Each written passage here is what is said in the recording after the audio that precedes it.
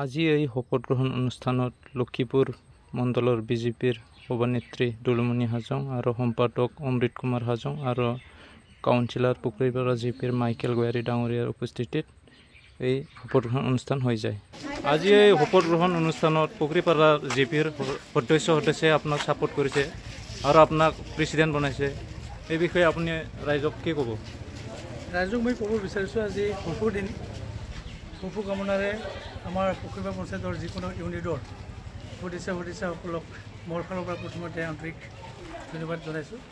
গতিকে মই পুখুৰীপাৰা পঞ্চায়তৰ সভাপতি হিচাপে মই নিজকে ভাবোঁ যে মই পুখুৰীপাৰা পঞ্চায়তৰ যিকোনো ইউনিটৰ সদস্যসকলক তেওঁলোকক মই ৱাৰ্ড মেম্বাৰ হিচাপে মই নিজে নাভাবোঁ।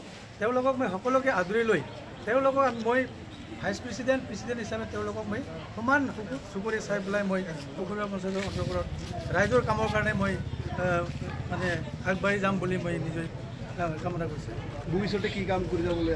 ভৱিষ্যতে আমাৰ পুখুৰীপাৰা পঞ্চায়তৰ অন্তৰ্গত চৰকাৰৰ যি আঁচনি আহিব, সেই আঁচনিবিলাকক সকলো সদস্যসকলক লৈ যে আমি জনসাধাৰণৰ ওচৰত গৈ আমি সেই কামবিলাক আমি উন্নতি জখলাত আগবাঢ়িবৰ কাৰণে মই চেষ্টা কৰিম।